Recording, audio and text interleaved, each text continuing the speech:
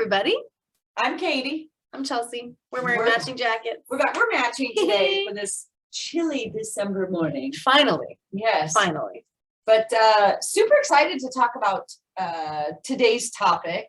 I'm not sure how many of you are familiar with it, but I know that prior to prepping for this, I had heard sort of that theme or name 30 by 30 a lot and had an idea of what it meant, but not really sure. So I'm super glad that that's the topic we're hitting today. I'm glad you feel that way, Katie, but just disclaimer from the outset, I don't think you're going to feel after this webinar that you know a whole lot more.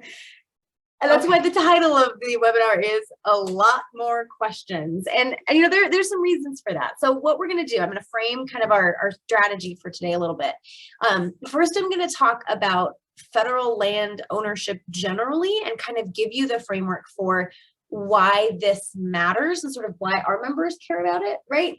And then go into what we do know and then why that has just sort of led us to even more questions from there. So it'll be informative, but I don't know how well informed you'll feel by the end. So I'll be more confused? Yeah, because we all are. Okay. Well, then I don't feel bad for being confused already. Yep. So, and maybe I'm just doing that to hedge this, and so that if I'm really confusing during this webinar, I'll be like, yeah, you were supposed to be more confused by the end. It's a good strategy. I like it. Not gonna lie. All right, so 30 by 30.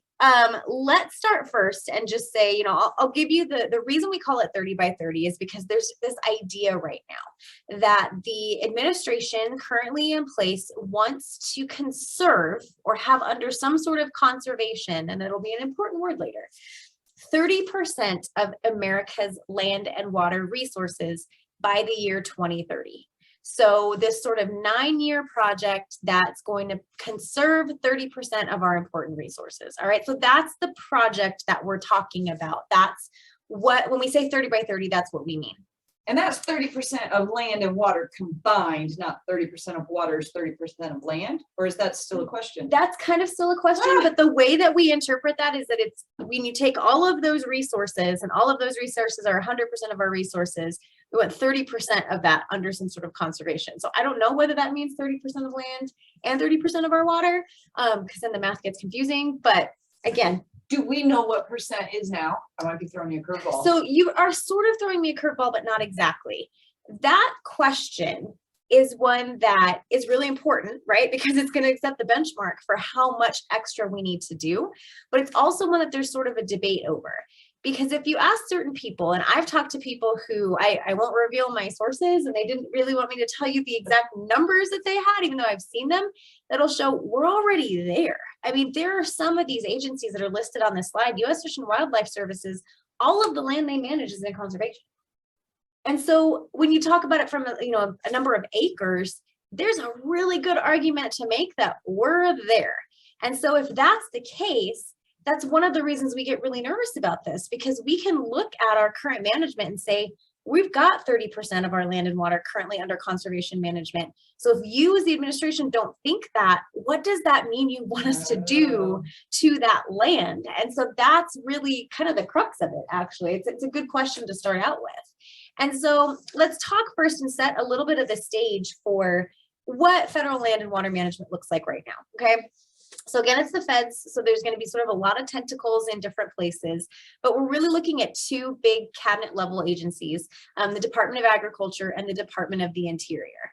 And then subsets of those bureaus or agencies among those, the U.S. Forest Service, which is probably one of the two most important ones for our conversation, and the Bureau of Land Management. And the reason I say those two are the most important is because most of our Farm Bureau members who are concerned about this will have leases with either the U.S. Forest Service or the Bureau of Land Management.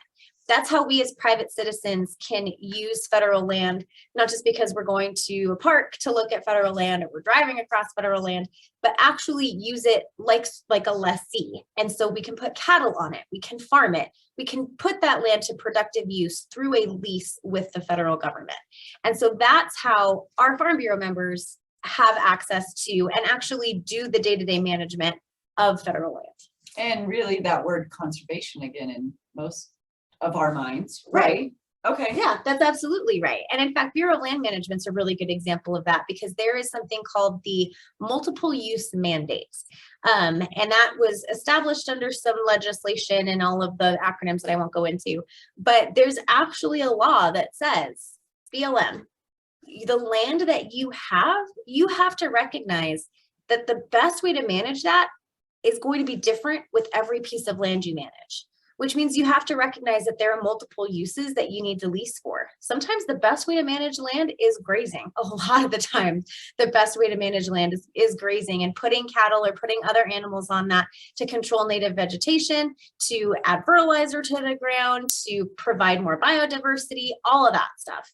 Sometimes that's going to mean that it's forest management. Sometimes it's going to mean that it's logging, right? And you need to be able to clear those forests and then do something with the timber that you take away. Sometimes that is going to mean sort of that hands-off management. The land's not great for anything else. And so we just sort of need to preserve it or preserve the species habitat that's there. But they have to recognize that it's not a one-size-fits-all situation. And so that again brings us into this question of how does all of that and actual wise management of land work under whatever this plan is going to look like. Right. And so, I say that a lot of our members have these leases with the Forest Service or the BLM and grazing leases. And I don't want it to sound like that is just real simple, right? Sure, right. That's a super straightforward thing, because I think we have this idea of how land leases work that should be straightforward, and that's probably how it should be. But again, this is the federal government.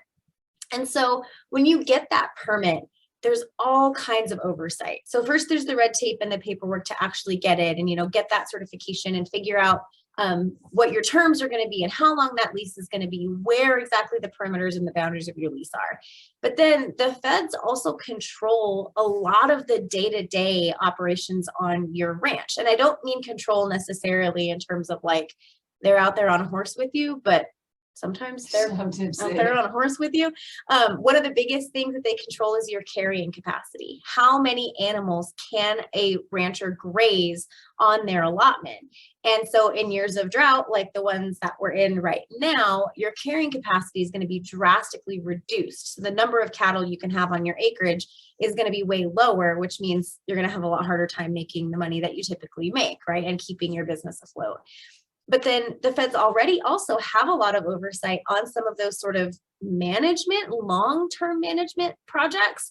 When we talk about things like conservation, if you want to put in a water pipeline, you have to get the permission of the federal government to do that. And then the water pipeline has to meet all of this criteria, right, that the government has. And I put this name with, or this letter up on the slide with names and addresses and that kind of stuff blacked out. So, keep the innocent, I guess I would say. But this is all a U.S. Forest Service response to water lines and catchments on land, saying all of the things that were wrong with them. Things like there's not a little gate over the top of it to keep animals from falling in, but then there's also not a little ramp to the top of it so animals can access it. And then here's the way your fence isn't quite correctly constructed. And then this fence was broken and you need to fix it. Guys, these ranches and these leases we're talking about are thousands of acres. Right. You're not outriding the entirety of your fence every single time. And so this is not something, federal permitting and working cattle on federal land is not easy. It's definitely something that already comes with challenges. And so then you add a federal government that's saying, not only are we going to, continue all of the oversight we already have, we want to add even more to get to this 30% threshold. Again, we start getting really, really nervous about what that means. Well, and this is an interesting slide. You were kind of explaining that letter and all of those, the different requirements, right? Yes. So the grates on top so they don't fall in, but you need to give them a ramp so they can get to the top so they can use the water. But I'm seeing a note on there that they have 45 days to respond to that. Mm-hmm. So not only is it the annoyance of all of these things, but it's taking a long time. Yeah. Right. I mean, I'm going through that answer right now, or this situation in building a pool with just permits. It took us 4.5 months to get a permit to do something on our own property. Right. And the letter was very much like this in absurd things. And so I'm going to ask a question that I think I know the answer to based on my experience. But if there is all of this red tape and all of these challenges, why do we keep using that federal land? It's a great question. And I think it's what our ranchers ask themselves pretty often sometimes too. And the short, or maybe, well, definitely very oversimplified answer is it's still the best option because in a lot of cases, it's the only option. That's especially true out here in the West. If you look at a map of federal or really just government land ownership, and let's say red is the color of land that's owned by the federal government, as you start in the East, like where New York is, and you start working your way west, it just gets redder and redder and redder and redder until you come to states like Arizona and Nevada, where most of our land is owned by a government entity of some kind. And in Arizona, the vast majority of that is going to be federal land between both tribal reservations and then land that the feds own, either U.S. Forest Service or BLM. And so for one, there's just not a ton of private acreage available to do these ranching activities. But then two, even if that acreage kind of were available, and because it's scarce, it's much more expensive. And so federal land in a lot of ways is the best option that we have because the leases are by and large going to be more affordable. It's going to be more available. And the other issue with that too is that as the feds keep owning more and more land or keep having responsibility for managing more and more land, they don't have the personnel to do that either. So it's actually in the Fed's best interest to have our ranchers there on the ground because then there's somebody who is deeply invested in the health of that land, the health of that range. And so they're willing to invest time and money in these conservation projects, in making sure that the land doesn't have catastrophic effects when there's a wildfire because they've been managing the forest on that land. So it's a good partnership. It really is. The theory behind it works really, really well. It's just when you add these sort of layers of regulation and oversight that the theory starts to break down a little bit because it's not that straightforward partnership between an agency responsible for managing the land, a person or a business that has a direct benefit when they do manage that land, and then getting that together and saying, all right, let's make this work. So you have rules being set by people who never step foot on the land yes. and understand what's going on. Very much so. And so the people working together just have to figure it all out. Yeah, pretty much. I know. Someday we're going to do a real positive webinar, Katie, where I'm like, look at these great things. Look that at are how working excited well. we are talking about it though. I mean, it's true. It's Monday. Look at how happy we are. It's Monday. We're real happy for Monday, guys. Okay, so that actually brings us to 30 by 30 as a thing, as a plan, as a whatever. So this all came into being on the day of President Biden's inauguration back in January of 2021. And on that day, he signed a bunch of executive orders. And we've talked about executive orders before, but what they basically are is the executive. So the president, in this case, our governor, can also sign executive orders. And in a lot of ways, these executive orders have the force of law or can have the force of law if they direct you to do something. But a lot of the time too, what these orders do is direct agencies to do something. And so they say, hey, agency, I need you to act in this particular way or take this particular action. And so the executive order listed on this slide was super long, but that's pretty much what it did. It directed a bunch of agencies to do things aimed at tackling the climate crisis. That's been a big priority of the Biden administration since the election. It continues to be a big priority, and there's a lot of debate, right, over the right way to do that. How do we tackle the climate change crisis, and what is the most appropriate way to do that? This is one of the things that the Biden administration did right from the outset. And so in this executive order, one of the things they directed was that the Secretary of the Interior, right, DOI, that department, and the Secretary of Agriculture, so the person who's in charge of USDA, had to create a report recommending steps that the US should take to achieve this goal of conserving 30% of our lands and waters by 2030. That's the paragraph that jumped out at us. There were a few of them, but that's the paragraph that really jumped out at us of this executive order because it was so direct to agencies. This is your goal. Tell us how you're going to do it. And so the report was supposed to come out within 90 days of this executive order, and it was exactly 90 days, I believe. I was in the car when the report came out and my phone started blowing up that these agencies came out with the report. You know, and from that paragraph, one of the things that jumps out to me the most is that word conservation again. Right?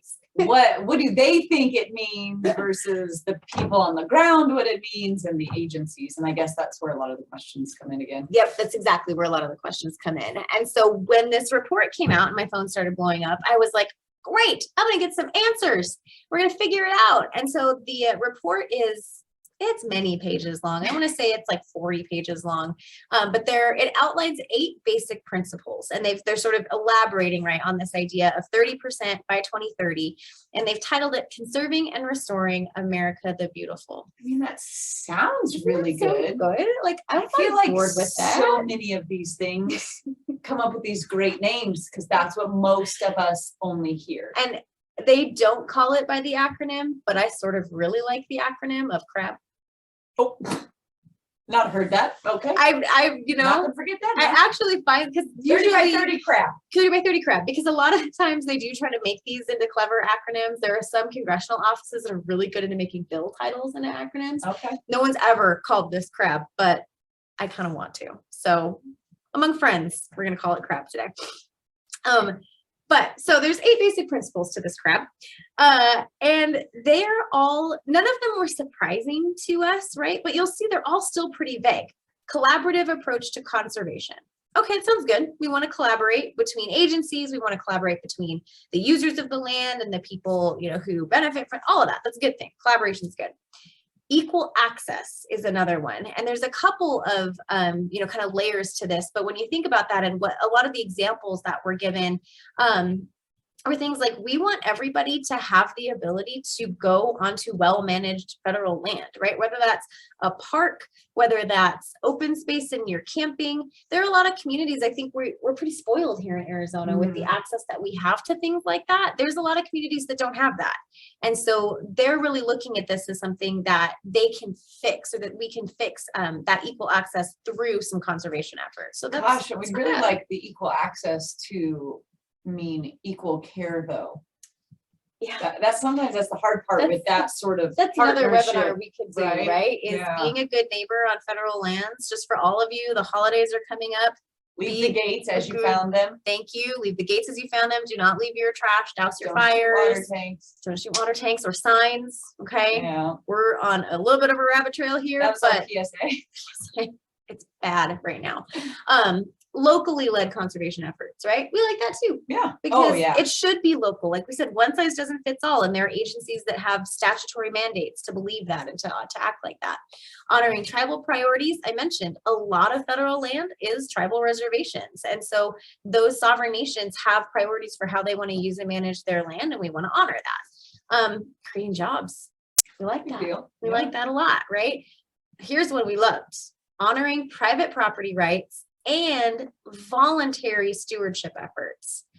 Voluntary, we believe, always works better. Carrots always work better than sticks.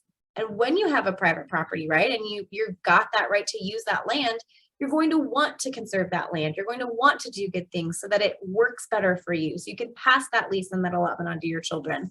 All of that stuff. We loved that. Also loved using science as a guide. That's a big one. Feelings are a really bad way to go about management decisions. And most things, frankly. Yeah, I'm going on that sentence and I'm like, I can't end it with anything. Science better than feelings. Blanket statement that we're going to make here today. And then flexible approaches. Use the things that are working right now and see how we can make them even better. Okay. We like that. There's nothing in here that we looked at and kind of went, that's worrisome. But the thing is, this is about as much detail as we have. So that's really bad. I mean, people could take those and create definitions or meanings or interpretations of any of those 8 principles and make it look drastically different than somebody else. You know what's the name of that ink blot test that psychologists give you? And like, I So fail. is it Rorschach maybe?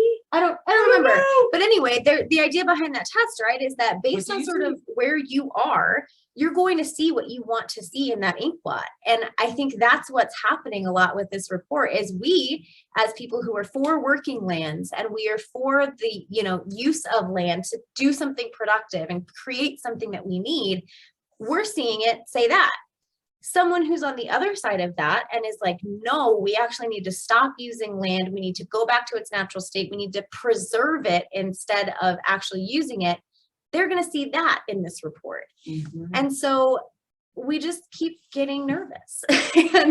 and instead of, me sort of blabbering on and on about like all of the things that jumped out at us as reasons that we're nervous about it, I actually want to have our president, Stephanie Smallhouse, talk to you guys about it. She's not on here live, but we're going to have a quick. She was at one point. That's right. She was at one. And you know what? If we'd asked her, She would have. Yeah. but it's Monday. So we're going to play a video. That's an interview that she gave with RFD TV, and it's available online. We'll link it in the website or in the PowerPoint as well. But it's just sort of her talking about the same thing that we're talking about and giving you we keep saying we're nervous. She's going to tell you why. Okay. So give me just a second. Bear with me as I get the video back up. And it's nice not to always just hear from us. It's real nice to not have to hear my voice, guys. All right, so here we go. The Biden administration has made climate change a key focus for the next 4 years. Recently outlined its conservation plan called America the Beautiful, or 30 by 30. The goal is to conserve 30% of U.S. lands and fresh water by 2030. Arizona Farm Bureau President Stephanie Smallhouse joins us now with her perspective. Thank you so much for joining us, Stephanie. Now, have you had the chance to review the report, and what are you hearing from your members in Arizona? Good morning. Yeah, I have reviewed the report. And although it's not very detailed as to how the 30 by 30 vision will be achieved, it speaks very loudly to locally led conservation, which is really important, but we certainly have some concerns with it conceptually. Certainly. So it sounds like that you're weighing the good and the bad, and you're kind of going through this with a fine-tooth comb. So what can you tell us about the highlights and what might be most concerning to you? Well, in terms of the highlights, the report recognizes the existing efforts of farmers and ranchers and the role we play in conserving land and water, and the history of how government land designations have at times evicted private landowners from their property. So we appreciate that recognition. It also generally states the importance of maintaining grazing on public lands and highlights some existing tools for land managers, which are pretty important to farmers and ranchers today. So all of that is great, but we still have some major concerns. So of those concerns, what do you consider the most pressing for farmers and ranchers, as well as the public in general? I mean, what should they do moving forward in addressing these issues? Well, from our perspective here in Arizona, there's three major concerns. One, data collection, expansion of federal land ownership in the West, and ignoring current conservation challenges. So to start off with, it's going to require an immense amount of data collection, some of which is very difficult to obtain, like on-the-ground species-specific data for endangered species. And it's possibly going to be quite intrusive into the farm and ranch practices that we use. And we really don't know what, quote, managed for conservation is going to mean in the report. Secondly, it's going to be very difficult for the federal government to have this much control over land and water use without either expanding its ownership by 440 million acres in the next 10 years, or creating new and very restrictive regulations over ag, mining, and energy. And there's a huge backlog in the billions of maintenance issues on federally managed lands already. And we see 60% higher occurrence of huge wildfires on federal land versus non-federal land. Ownership of the federal government is very detrimental to the tax base for rural communities. It severely hampers their ability to invest in schools, infrastructure, and economic development. And, we all know how our rural communities and economies are really struggling already. Perhaps most importantly, and thirdly, the report doesn't recognize at all the current conservation challenges that should be addressed first. The National Environmental Policy Act was meant to keep projects moving on federal lands, but because of egregious litigation, a lot of ranchers can't get conservation projects on the ground. And NRCS has been understaffed for many years. So in fact, if the federal government were to actually fix these ongoing issues, it's likely the conservation accounting would be in the black without having to increase regulations, take land out of production, or kill rural communities. definitely a lot of issues there to be addressed and concerned about. That's Arizona Farm Bureau President Stephanie Smallhouse. Appreciate your time and insight today. Well, not everyone in agriculture is concerned.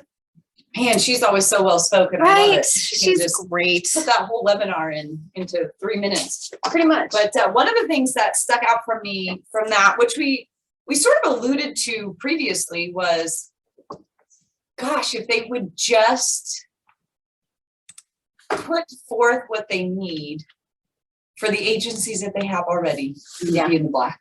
This Yeah. wouldn't even be necessary. So why are we creating new things when we're not holding or providing resources to things that would have helped us for the last however many Right. years? And I really think the answer to that is It's like lip politics. service. Yeah, Yes, it's right? lip service. Because it's a lot more exciting to come out with a snazzy report about conserving and restoring America the Beautiful and 30 talking by about 30. exactly these numbers and these catchy things than it is to say, we're going to put 3 more field archaeologists into Arizona's natural resource conservation staff so that they can actually get the clearances to do the projects they want to do. That doesn't make a great headline. Now I see why you call it crab. Right. It's a little bit more like wah wah. Wah, wah, wah.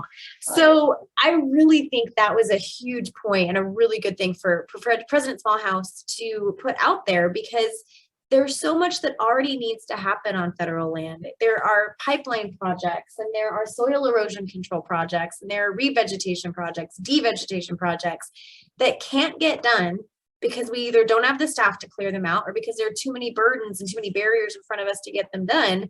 So why don't we start there, right? Low hanging fruit is always where I want to start. It's why I do easy things first on Monday morning when I'm tired, because Well, I'm we going to get things throw this done. at you then. Not so easy, and maybe it might derail us a little bit more, right? So, we're talking politics, and sometimes this gets thrown out in politics. It sounds better than just using the things we have. What happens if our administration changes hands in 4 years? We're 4 years into it. We're not to 30 by 30 yet, but how much time and effort and good or bad can happen in this next a lot of time where, gosh, if they would just devote the resources to everything else that's in play, we'd be much further ahead. It's so true. And, I guess see also our WOTUS webinar, right? Where we see the seesaw that happens with new administrations that have different ideas and want to implement different rules.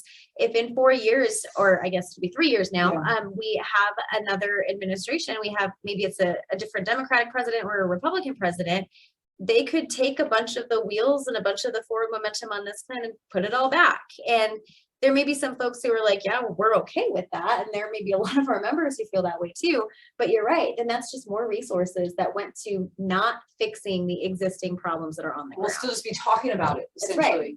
That's right. Gosh. And so it, I think, sort of highlights the challenges of the federal government being the one who wants to be responsible for this kind of project in the first place, right? And this is getting maybe a little bit too high level philosophical, but when you've got a private entity like a rancher who's looking out to the future and says, in 10 years, this is what I want my business to look like, they're doing everything they can to keep their business there for those 10 years. And they have that incentive to do that. And they have resources in place to do that, right? The federal government has a totally different set of incentives, and it has a totally different set of resources, so that it's trying to make those long-term decisions, because even if President Biden is reelected, his term will not go to 2030. Right. So they're trying to make these long-term decisions and put these things into place and set these wheels in motion to make a difference a decade from now, 2 decades from now. But they don't have the same infrastructure and framework to do that a private land manager has. So to me, and again, this is not a right or wrong situation, this is a Chelsea's own political viewpoint situation. It makes a lot more sense to empower private individuals and private landowners to do those things because of the set of incentives under which they work. Now, I understand too, there's externalities, right? And there's a reason that they would maybe want to do something that hurts the landowner next to them because it benefits them. There's all of that. I mean, I've seen Yellowstone. Fair. I don't watch Yellowstone because I feel like it would be watching work at home, and I don't want to do that. But I think, there's a role, right, for the federal government to have oversight there and to make sure that neighbors are treating neighbors well.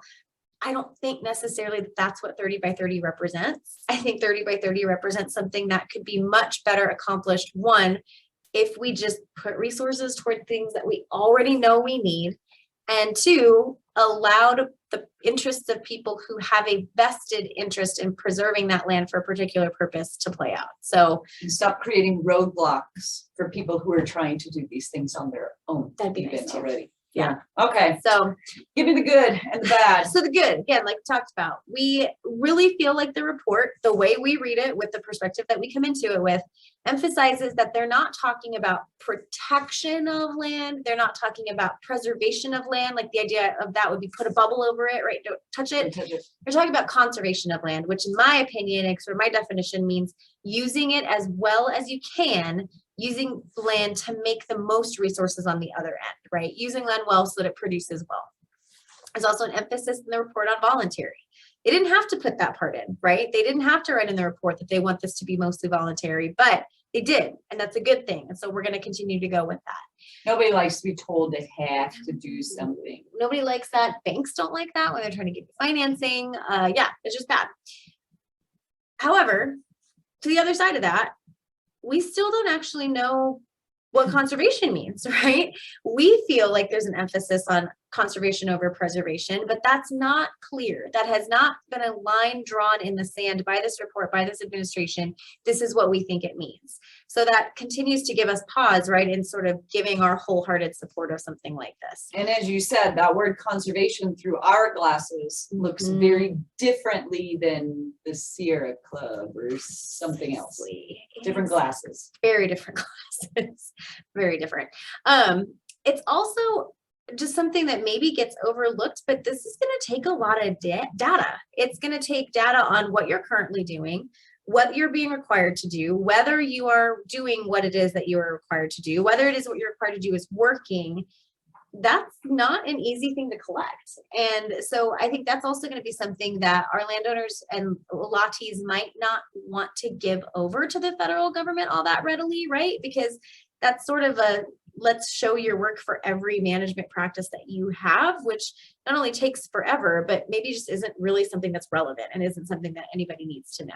When I wonder on the data, maybe they're saying that falls into it'll increase jobs, right? Because there's people who have to collect the data. I mean, possibly. But I wonder if it's the same situation as currently where they don't have enough people in those positions, those field offices. So then the burden is going to fall on these people who are working the land and trying to run their businesses. They now are also going to have to turn all of these reports and things in to somebody sitting in an office somewhere. That's the far more likely scenario. And the other likely scenario will be something along the lines of, well, until that report is cleared and it's verified that you're doing what you're supposed to do under 30 by 30, we're not going to renew your grazing lease, because that's a stipulation of your lease is that you have to be doing that. But you can't get that cleared until the person in that office clears it, and they're not working as fast as they need to, like all of those dominoes. So I can see the horizon from here, and it's not super fun.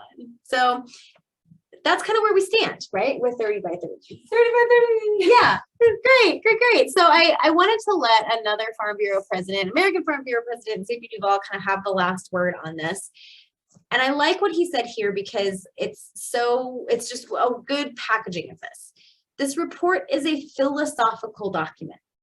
It emphasizes important principles like incentive-based voluntary conservation, protecting personal and property rights, and continued ranching on public lands, but it lacks specifics. And until you can give us those specifics, we're really not going to be able to come out with a whole lot of support and a whole lot of love for this plan. I don't think we need to come out swinging at it, not yet, but we're sort of gearing up to swing at it. Yeah, that's right. So let's shift this over to sort of the ag issues contest on this. And I want to just disclaim this a little bit. The question that I have up here is super broad. I would not recommend using something this broad with this many facets to it for your ag issues competition, because you only have what, like, you mean this question is much like 30 by 30? Right. That's right. And also don't use the question, don't put 30 by 30 in your title. Okay. If you want to do something about federal land management, that's great. And I think there are ways you can go with that. do not use, is 30 by 30 good? Here's the yes, here's the no.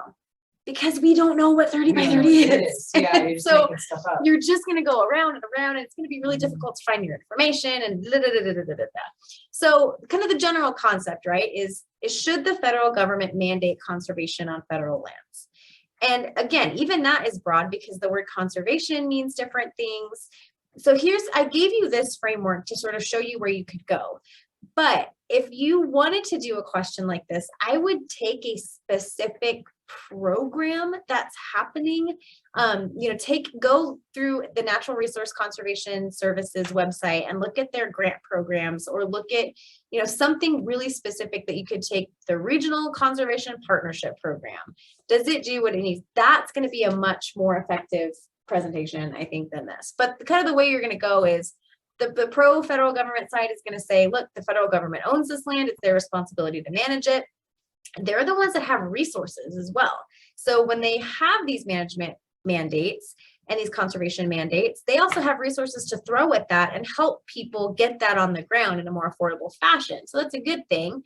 And then it also, our leadership should probably show us the right way to act most of the time. You would think. But this helps set the expectation for private land users, right? And show sort of what good best management practices are and set that precedent. Help private land users be able to see their federal allotment neighbors go, oh, that worked really well. I'm going to try it here too, right? That sort of proof of concept. There's some good reasons that the feds can help us do conservation projects. Then there's kind of the flip of that coin, which says, one, the feds aren't supposed to decide what conservation means because they don't have the same stake in that land that the person who's actually managing it has. And then all the things we've talked about, right? It's heavy-handed, there's data collection, it's bureaucratic, it takes so much time to prove these things that you're doing that they're kind of counterproductive in the first place. And then I guess this is sort of the argument that I made on my little rant earlier too. Market forces and private land managers know what to do because they can see and they have the incentives to see 20 years ahead from now. And so let's let them make those decisions on what's going to be best for the land 20 years from now, not someone who is trying to get a good sound bite for the next 4 years. Good point. Yep. Sound bites. They're my favorite. Man. All right, so here are the resources. Most of these are Farm Bureau resources. We did link to the video that we just showed you. I linked to the entire America the Beautiful report. And then We expect their book report on that document. That's right. By next week, For Friday. next week? Perfect. Yeah. Just before Christmas break, guys. It's fine. You got time. And then also American Farm Bureau did a really good market intel report on this as well, and kind of that's where I got that quote from President Duvall and all that good stuff. So lots of resources out here. And of course, we're always here to be a resource as well. If you want to workshop ideas or just get, where should I go to learn more about this? That's why we're here. I love it. Well, Chelsea, thanks again for joining us this morning and bringing some of the hot topics and the sound bites and helping us figure out exactly what they mean, even though perhaps on this one, I think the biggest outcome of this webinar is for us to realize we're not experts on it. We're never going to be experts until anybody gets more information. So it's okay to be a little bit confused because everybody's a little bit confused and nobody has all of the answers. So it's kind of a watch and see game at this point, but I think it was very valuable to bring to us what is the good and bad of what we know already. So as things come forward, perhaps we're all looking through it through the lenses of the people who are currently working the land and those individuals who are looking forward to those 20, 30 years and in their best interest and not these sound bites. So thank you, mucho. Hope you guys enjoyed it. We will be seeing you next month. That's January. And we're trying to get a very special guest to join us. We're going to talk a little bit about pork and housing and some of the discussion and issues surrounding pork. So we may throw some eggs in there too. It may just be bacon, a whole breakfast. Maybe we'll do it at 9 again. Breakfast. We'll be eating breakfast. I might have some bacon and eggs for us. Okay. All right. Thank you, friends. We'll see you next month. Bye, everyone.